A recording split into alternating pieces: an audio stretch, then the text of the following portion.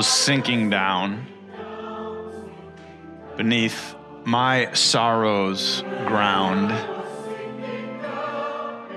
people gathered round, and it made all the difference.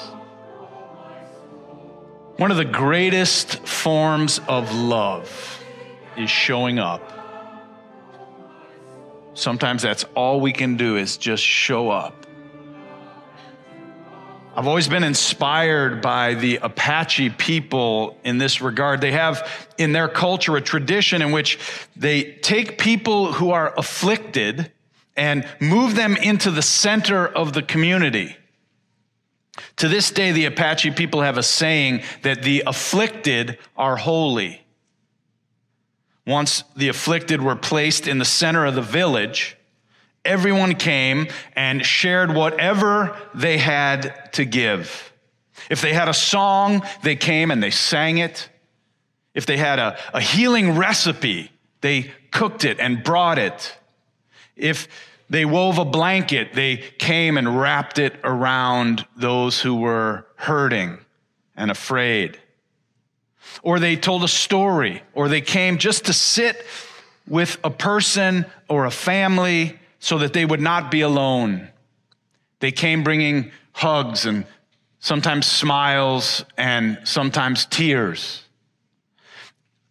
And through these acts of kindness and compassion, they believe that not only the afflicted were comforted, but every person in the village was healed, and therefore the entire community was healed. Now, I know from my own experiences of bad luck and brokenness and tragedy what it feels like when people show up. When we're going through a difficult time, we can feel as if we're cursed or unlovable. Who would want to be with us now in the midst of this awful reality? People have their things they want to go on to do and fun things to do with their day. Why would people want to come and sit in this darkness with me?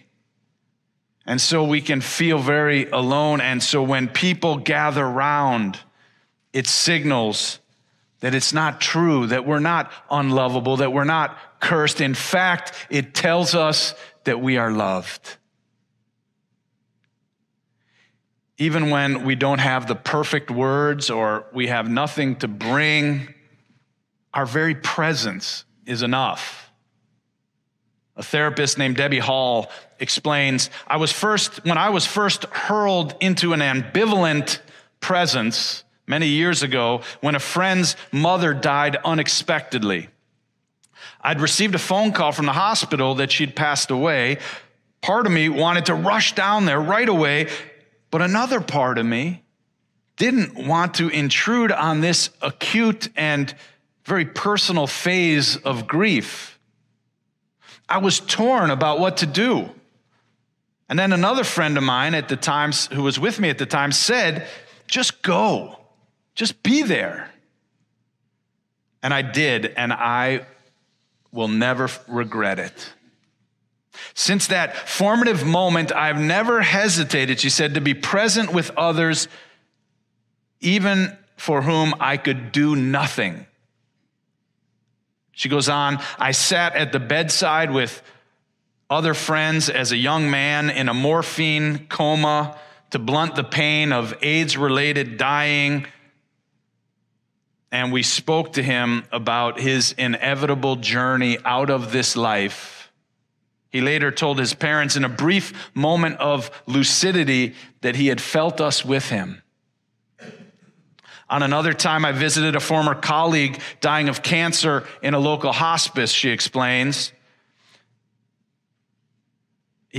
This friend was not awake and presumably was unaware of our presence with her, but the atmosphere was by no means solemn. Her family had come to terms with her passing, and so we're playing guitars and singing. And even though she was unconscious, they allowed her to be present with them as though she were still fully alive.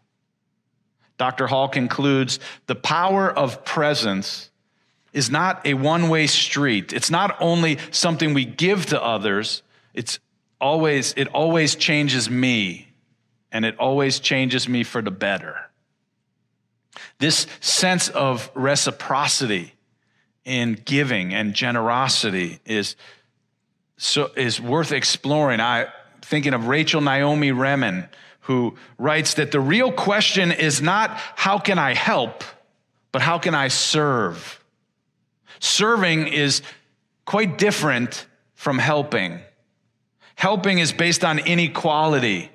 It's not a relationship between equals. When you help, you use your own strength to help someone who is of lesser strength. If I'm attentive to what's going on inside of me when I am helping, I find that I'm always helping someone who's not as strong as I am and who is needier than I am. People feel this inequality. When we help, we may inadvertently take away from people more than we could give to them with our help. When we help with our strength, but when we serve with ourselves. We draw from all of our experiences. Our limitations serve. Our wounds serve. Even our darkness can serve. The wholeness in us serves the wholeness in others and the wholeness in life. Service is a relationship between equals. Helping incurs debt. When you help someone, they owe you one. But serving, like healing, is mutual. There's no debt. I am as served as the person I am serving. Dr. Remen concludes by saying, when I help, I have a feeling of satisfaction. But when I serve, I have a feeling of gratitude. And these are two very different things. Years ago, when I was serving as a chaplain intern at Massachusetts General Hospital in Boston, there was a woman on the floor that I was working. She was in her early 50s, and she'd had a terrible stroke. She couldn't move. She couldn't talk. The staff assured me she was fully conscious. She was just lying there in the hospital bed with her eyes completely open. The first time I went in, her daughter let me know promptly that her mother was not religious, and so she would not want any prayers, and she would not want the reading of any scriptures. And I told her, I completely understand. The next day when I did my rounds, I passed by her room thinking there was nothing I could do, so I just walked by. But that didn't feel really good, so that night I compiled some poetry, Mary Oliver and some other wonderful natural poets. And the next day when I came by her room, I went in and I asked her if it would be okay if I sat with her and read some poems. And she turned her eyes towards me, which I took as a sign of invitation to stay. For the next week or so, I came and sat with her a few times and read poems to the point where I would have tears in my eyes by the time I left. And then one day, I came in, and there was someone else in her room. I assumed that she had died. And then I went and I talked to the nurses, and they said that she had started to recover enough over the weekend that they sent her home. I was thrilled, and I was just so happy to know that she was recovering, because we had no idea whether she would ever move again or be able to talk. And they assured me that she was talking and moving before she left. But I was also a little bit sad, or at least disappointed, that I didn't have a chance to celebrate with her, to talk to her, to find out what her experience was like. And if I'm totally honest, I probably was disappointed that I didn't get a chance to get a little appreciation from her for reading those poems, which was so meaningful for me, and I hoped it was for her.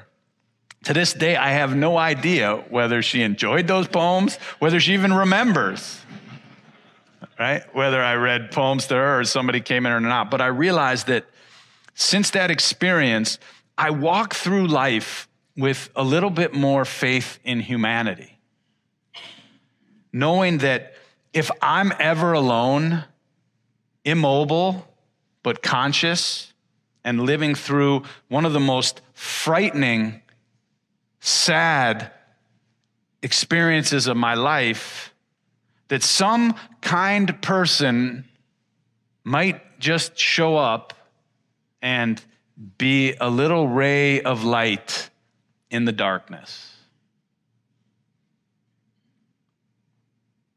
It makes me want to be that kind of person for others. I think it's one of the reasons I do what I do today. When we show up, we not only heal something in others, but we find our own healing and wholeness as well. The Jewish theologian Martin Buber, he expressed that God does not exist in churches. God does not exist just anywhere or in other religious institutions. He said God does not even exist in people. He said God exists between people in relationship. In the story I read at the beginning of this service, I don't think that it was the rabbi's prayers that brought the man back into life. I think it was the rabbi's presence. The rabbi showed up, and in showing up, the man in the hospital, James, regained his sense or his will to live. His presence, the presence of the rabbi, was a sign that his life had value and was worth something. I mean, the rabbi showed up for God's sakes. Speaking of presence, on Sunday, a Sunday in 2006, you may have been here, it was the day after my daughter Sienna died back in 2006. Dr. Wolf, my predecessor, mounted this pulpit for the first time in many, many years. That Sunday morning, I was supposed to speak, but was in no condition to do so. And he delivered a sermon to this church, a community that was devastated by the unexpected loss of such a precious little 3-year-old girl who everybody knew because she was the daughter of the senior minister and his wife. I mean, her feet never touched the ground for the first 2 years. They'd just come to church and people would pass her around. And that morning, everyone sat there thinking, heck, if it could happen to them, it could happen to any of us. Dr. Wolf had dedicated Sienna not that many months earlier in a joyous Sunday morning right up here on this chancel. But on that Sunday, joy was hard to find around here. The church was packed to the rafters with people, all seeking some comforting words and eager to know what to do. In his message to the congregation on that solemn morning, he read this poem titled First Lesson by Philip Booth. It's about a father teaching his daughter to swim in a quiet stream by their home. It begins with the father's voice saying, "Lie back, daughter. Let your head be tipped back in the cup of my hand, gently, and I will hold you. Spread your arms wide. Lie out on the stream and look up high at the gulls. A dead man's float is face down. You will dive and swim soon enough where the tide water ebbs to the sea. daughter, believe me. When you tire on the long thrash to your island, lie up and survive. As you float now where I hold you, and let go. Remember when fear cramps your heart, what I told you. Lie gently and wide to the light year stars. Lie back, and the sea will hold you. When fear cramps your heart, lie back, and the sea will hold you. Dr. Wolf looked out at this petrified congregation and said, we are the ocean, and we will hold up the Lavanhars. And you did. He said, that's what a church is. It's not about religion, which so often causes more problems than it helps. The church are the people who bind their lives together no matter what. And it includes people who know what it's like to have walked through the valley of the shadow of death and darkness and despair and have lived to tell about it. And we show up for each other so that when someone else is down there, they're not going to be alone, and they're going to know that there is hope and there is a way out of the valley. So we show up for each other. We're not gods. We're people. We don't always get it right. But as Buber said, if we want to experience God, we'll find God in the space between us, in relationship. This week, I received an email from one of our virtual members, Pauline, in San Francisco. She wrote, the title of your message this Sunday immediately reminded me of a quote from a conversation between two characters in an Isaac Dinesen short story, The Deluge at Norderney. A character is very depressed, and he asks his foster father, what to do. Why, yes, he said, I know a cure for everything. Salt water. Salt water? Yes, he said, in one way or another. Sweat or tears or the salty sea. Now, I'm not sure that salt water can cure everything.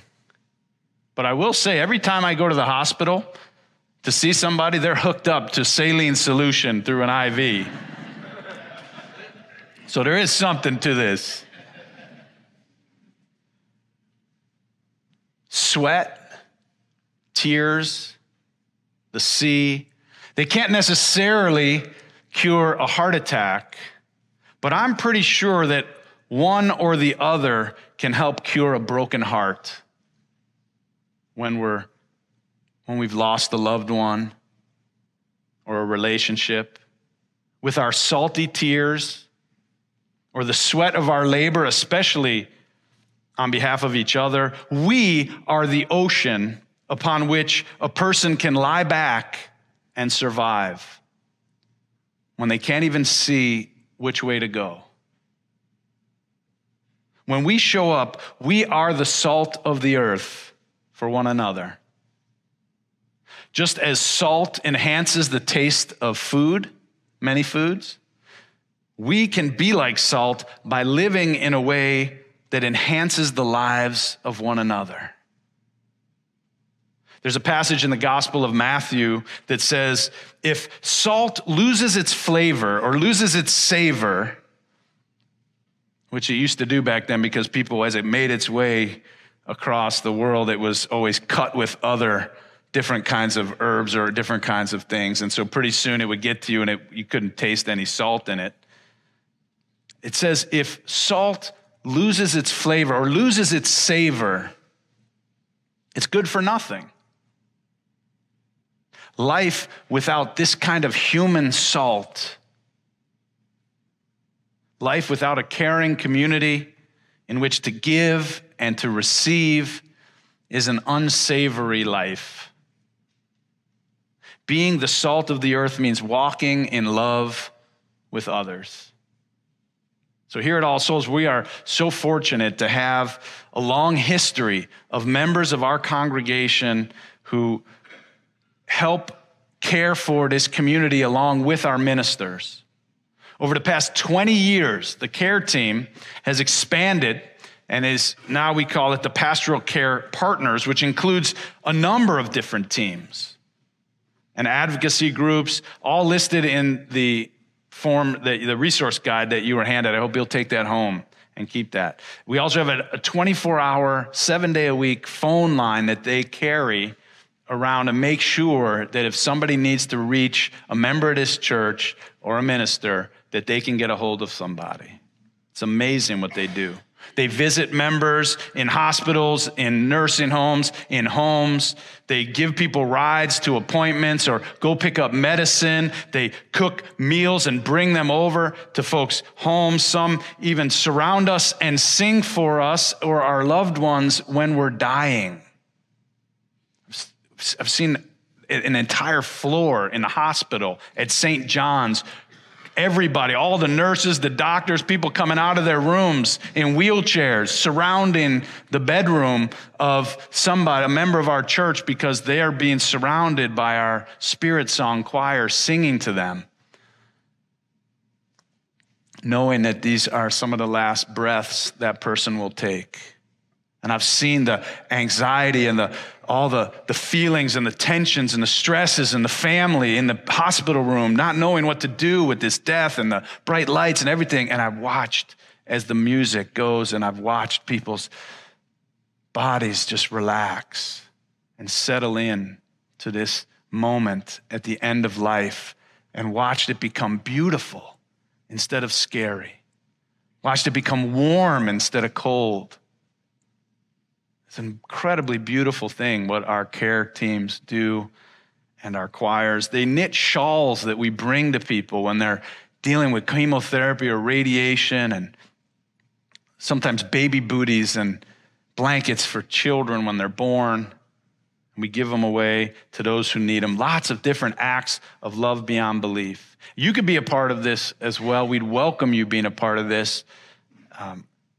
Please reach out to our assistant minister, Yadni Hailu, if you're interested in being a part of this. At this time, I'd like to invite Yadni to come forward and also invite the members of the care team who are here, the care team partners, to please come forward onto the chancel. We have a little gift for you, and I want to ask the congregation to give them a little blessing and commissioning. They do so much in difficult times to answer the phones, to go see people, and I want us to give them some love and some appreciation and even a little salt.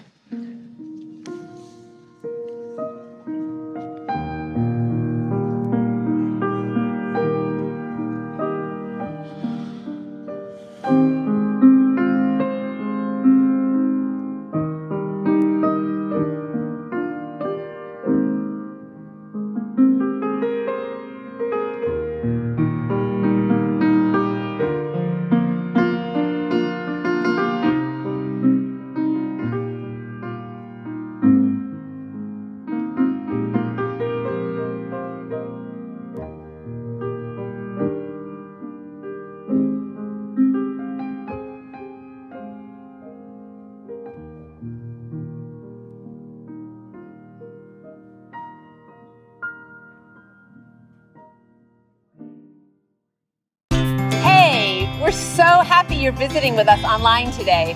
We love connecting with people all across the country and around the world, sharing our powerful message of love beyond belief. There's something new happening here. You can now join All Souls as a virtual member. Our virtual membership is designed for friends who live outside of Tulsa, Oklahoma, and who want to engage with All Souls in a meaningful way. You can be part of an expanding family, a global family really, wherever you are. If you live in Oklahoma, Ohio, or Orange County, California, Canada, or Cameroon. By becoming a virtual member, you'll be able to deepen your connections with members and friends here in Tulsa and with members wherever you are. Each week, you'll receive special All Souls content tailored for you, our virtual members. Virtual members have access to pastoral care, to personal prayers, and also receive invitations to exclusive web events. You can learn more, and if you're ready, you can become a virtual member today by visiting allsoulschurch.org/virtual membership. We're grateful our ministries are having a positive impact on your life, and we want to share the good news of love beyond belief with more and more people. So no matter what, we need your support to keep this ministry growing and thriving, so please consider making a gift today. You can do so by texting LOVEBB for Love Beyond Belief to 73256, or simply visit our website. You are a blessing in our lives. May you be blessed and be a blessing.